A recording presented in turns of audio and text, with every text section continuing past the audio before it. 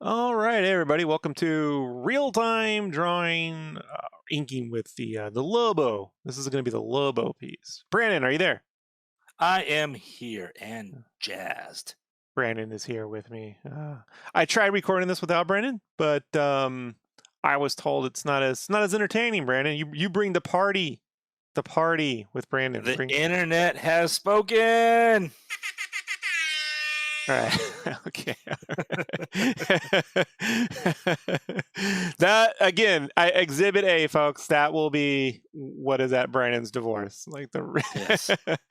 So let's talk about this. So this audio is going to go over all of the real-time Lobo inking pieces. Right? There's going to be, I don't know how many uploads I'm going to have, but I'm not recording an intro for each individual one. But what we're going to do now is we're going to have intros over these. And so when I have another inked piece or another digital piece, all the real-time videos will have these intros, and then we'll have a speed video, which will be about 15 to 20 minutes long, Brandon, about 15 minutes, right? Yeah, give or take that sweet spot of long enough for people to watch and not get annoyed with us. Right. So we'll do that then, and so there'll be a speed version of this as well coming down the pike. All right. So first off, I want to say, so people are wondering out there, these real-time art videos, I don't expect everyone to sit here and stare at me drawing in real time for God knows how many hours. What they are they're up for two reasons. One, I forget how to do shit all the time. Oh, yeah. Like I don't regularly watercolor, color pencil, ink. Like I'm always jumping around, you know. So when I come back to a new technique, I'm like, how did I do that? And so these real-time videos are so that I can go back and watch them and remember how I did shit. So I know that if I can watch these things and learn from it, you can too, which is the second reason I put these real times up. All too often, Brandon, you know, when you want to see something very specific, a technique, and it's a speed video, you just don't get a good sense of how it was done, right? No. Even if it's like 2 speed or 1.5 speed, whatever. Sometimes people do that I've done 4 or 5 times speed just to see how that looks. And my God, you know, like, so these are just, you know, so you can learn from them, but also perhaps you are working, right, Brandon? Sometimes you're working on long form art projects, right? Yeah. Long form art projects, like you're going to sit there and ink for 15 fucking hours. You can put all these on and just let them run in the background while you're working. You know what I mean? So you got someone to draw to. Now, normally in the past, I have streamed these and we just put them right up, right, Brandon? Yes. Yes, with all the audio and the music and everything. But YouTube has made life really fucking difficult for everybody. So, all right. So, the problem I've been having is I haven't grown the channel, not even by one person, in almost 3 years. The reason for that, I have come to find out most recently, is because when you stream, and this is right around when I started streaming, YouTube takes the streaming engagement and averages it against the engagement of people who watch uploaded videos. And usually what happens during streaming, people pop in and out for like 5 minutes, right? They go, hey, how you doing? Yeah. Right? And they count that as the main reason to count your engagement versus, say, someone who leaves these things on in the background while they draw, which I know for a fact happens because I do look at the individual videos and I get people telling me all the time, you know? So they just don't share the channel. So we got to help grow the channel a little bit, folks, right? I'm not looking for a lot of people. I'm just saying we got to get some fresh blood in here. I know they're out there, but in order for it to happen, I need you folks to like and subscribe, right? If you like this, if you want to hang notification bell on Yeah. the top so you can know when we post new stuff. Complain about Brandon in the comments. That always helps. Leave As long as any you're, as long as they're talking about me, I don't mind. And if you leave questions in the comments, I will make a Q&A video covering these all these questions. So at any time, future bots, you have questions about what I did, just leave them in the comments. I will make a Q&A video answering these specific questions. So no Patreon needed. We just do Yeah. this all right here. What else do I need to get out of the way, Brandon? What else am I forgetting? Because we're gonna be doing we gotta do this for every fucking video. Yeah. So We're gonna just be trying to stream more often. I'm gonna try to make sure that I'm on more often. oh yeah, if People you want seem to stream, join us on the Twitch, which is twitch.tv/sketchcraft. So I stream there. We delete and store no videos on Twitch, but I stream there so I can play music and we can talk and so you guys know when I say I can talk, when I would sit here drawing, right, by the way, on YouTube, Mhm. breathing, I would get a DMCA. For 2 years, I've been getting DMCAs from Warner's Media Group saying that I'm streaming a German yoga video. You have a very rhythmic breathing habit. It's like a drum beat. You know, you got a nice little rhythm going with it. So, I mean, you can't blame them. Yeah, well, when they do that, they don't share your videos. So they don't No. flag you, they don't take the channel down, but they don't share it. See? So what's going to happen is after we're done with this intro, folks, it's just going to be dead silence for the remainder of the video. At which point, I hope you just put on some music and a podcast and leave the shit on while you work, or jump to a specific section you want to see me work on a piece so you can figure out. You know what I mean? Like how did Rob ink the chain, or how did Rob ink the blade, or what did Rob use to get that certain tone? You know, like what tool? Like Right. jump to those sections, you know, and just give me a thumbs up, a fucking comment, whatever you can do to help, for the love of God. So Yes. we can do that. Now let's move on, Brandon. Let's talk about the tools I like to use. This All right. particular piece in general, I am inking on 90 to, well, it's between 70 and 100 pound. It just depends on where you get it. At Staples, it was 70 pound cardstock paper, not Bristol. It's cardstock. It has a tooth. It has a papery tooth, similar to like those cheaper sketchbooks. You know what I mean? Hmm. Which I like when I'm inking because I use Copic multiliners and pens primarily when I ink, and I like the way you can feel the paper and it kind of drags across. So that's what I'm using right now. This is like 100. I got this at Amazon, and it says it's 100 pound, but it feels the exact same as the 70 pound from Staples or whatever. So I use Copic multiliners, Copic 0.03, 0.05, 1.0. Sharpie extra fine pens for a lot of the that's that right there, for a lot of the thicker edges, and for the really thick edges I use the Zebra disposable brush pen. It's blue, it's got a bunch of Chinese lettering in gold all over it. I get those from Jet Pens. I don't make any money if you go to Jet Pens, it's just where I get them. And I use Posca, the Posca Uni Posca, the big thick big fucking white 0.7 millimeter Uniposca white pen for whiteout. And I do a lot of little whiteout, like when I'm inking, like Right. I'll ink something, then go over and white it out and sharpen edges, and so there's a lot of that stuff going on there. The red pencil is Pentel mechanical red pencil, and the shadows you see in his hair and that like textury stuff is really just a black Polychromos pencil. It looks textury because of the paper. Brandon, you were asking me if that was like stipples or dots or something. Yeah. Yeah. Yeah, it's not. It's just the texture of the paper. So, with any form of color pencil, by the way, if you want some texture, use a textured paper. Otherwise, use a smooth paper. When I do color pencil entirely, I generally use a super smooth paper.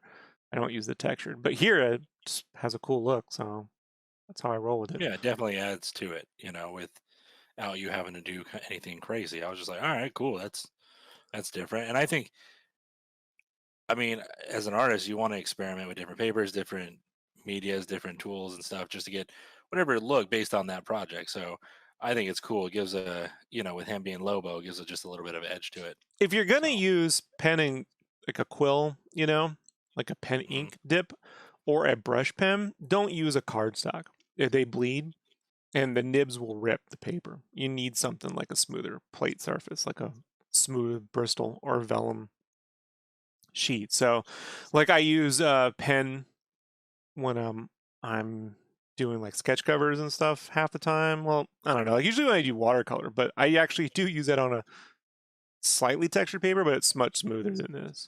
I've tried using the dip on this and it bleeds, so it doesn't really work there. Brandon, do you have any questions about the inking process, or am I forgetting anything here? Is there anything? I mean, how does your hand not break after inking all this? Do you pretty much have a nice smooth glide to it, or do you start to feel after a while the cramps in the No, paper? no, I don't, because I'm never.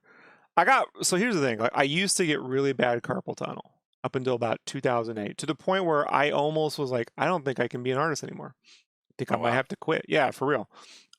Especially like in my forearm, really bad, and then my knuckles. So, I had bought a Cintiq, 20 when the version 2s first came out. 21 UX? The 20 UX, yeah, the 20 UX Cintiq 2. I bought that, spent the money, wasn't cheap. I had to use a credit card, but I bought it because I could use little to no pressure. I was just always pressing really hard, even when I inked. Like I couldn't use Copic pens even at the time. I had to just use Sharpies because I would press hard. Right. Years of drawing with pencil, But after 4 years of doing just digital art for the most part, on the Cintiq, it trained me to not press. So I learned to draw with my forearm, my elbow when I want straight Okay. lines, and my whole arm when I want long lines, and to just use little pressure. So when I came back to doing pens, and I was doing inks on my watercolor stuff, Mhm. which you see around 2012 was when I started doing that. I could just draw with the pens, and I don't get any that wearing out comes from pressure, and I don't use any pressure. So it really helps too with the paper, since I can feel it. I can really go very light. Mhm. So yeah, no pressure involved in any of this process.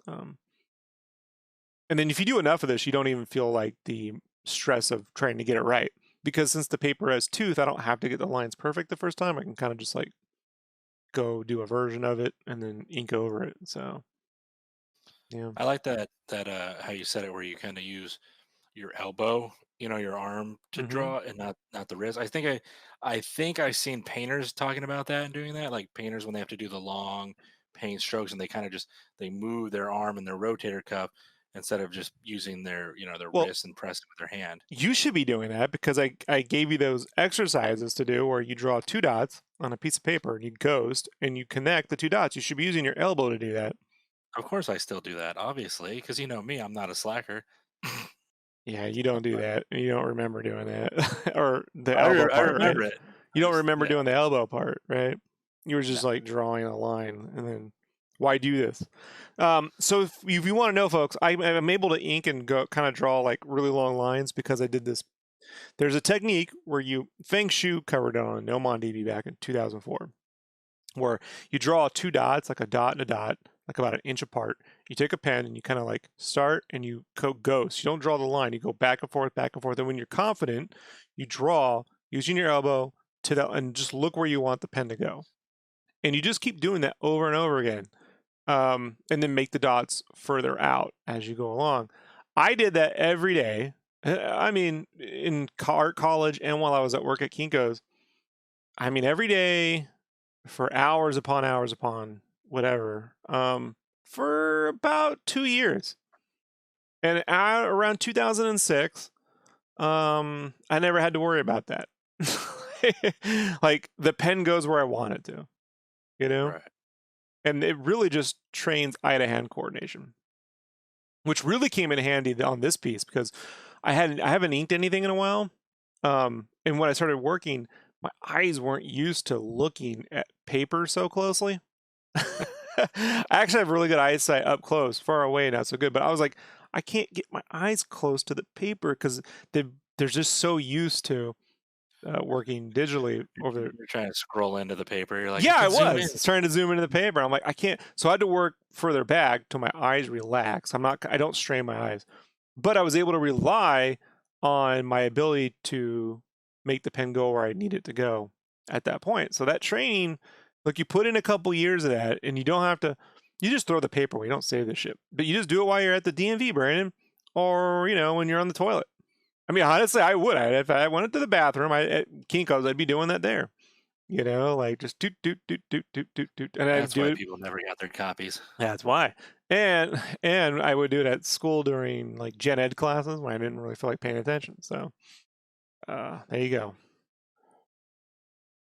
We have anything else, Brandon? Is there anything else I've forgotten about this, or is there any questions you have? Nothing about the art I can think of. Just we appreciate everyone who views, everyone who subs, everyone who subscribes, and I personally enjoy when people join in, ask questions on the chat, and just help keep it going. It's nice. It's fun to not. I mean, I get as artists we like to be alone, but it's nice when you have a community and group that want to join in, ask questions, and actually make it a real thing. It's cool when it all comes together like that. Well said, Brandon. Also, on the other parts of this real-time video, however many parts are, and you're going to hear us say this exact same audio over those, just turn it off. Just turn the audio off. I don't expect you guys to sit here and actually listen to the same spiel over and over. Right. Think if there's anything I can think of right now that would be pertinent to inking tips or anything, Brandon. Is there anything at all? Because I'm going to cut this off. I can't think of anything, honestly. Yeah. As usual, I'm prepared. Some people have asked me if I'm going to do a full color version of this, and the answer is yes. But I'll probably be coloring from my digital lines and not these lines. And that's just because I have found that with my inks, when I scan it in and separate the red and clean it all up, it just requires more color cleanup. So I've learned to I let these black and whites, black and white with this red shade. I let the traditional inks be what they are, and my color work tends to be, unless I really if the gun had drastically changed and I needed to use it as a guide, then I would scan it in and use it as a guide. But the digital lines, which is what I started with, will be enough for that. I did that same thing with I did that Mando StarCraft commission. Oh, yeah. I drew that on paper first and then used all of that as a guide for the final Mando piece because I designed the gun on the paper. I find drawing anything technical like armor, weapons, anything that requires lots of details and super technical, I just find it way easier to do it on paper than digital. If that makes, I don't even know why that is. I don't know why it is, man. I can't get my head, so whatever. But yeah, there will be a full color version in this, and then I'll have these available in an art book later this year, or later in 2021. Yeah. So, all right, folks, that's it. That's all I got. Brandon, where can people again find us when we stream art? Where can they find us at? They can find us at Twitch at Sketchcraft. You can find us on YouTube at Sketchcraft. Instagram on Sketchcraft. Instagram at Sketchcraft. Twitter on Sketchcraft. OnlyFans at Sketch. No. Right? Right. We changed it up on that one. It's the Sketchcraft. Oh, no, real Sketchcraft. That's Facebook. It's real Sketchcraft because some fucking dude has Sketchcraft, so I put real Sketchcraft on there. So, right. Hey man, we just crossed. How many followers do you think I have on Facebook? 70,000. Add 100,000 to that. Oh my. Yeah, how'd that happen? I never bought them. So, that's I have had no success anywhere but Facebook, and they buy nothing on there too, by the way. Those Facebook folks, as far as I could tell, have purchased nothing.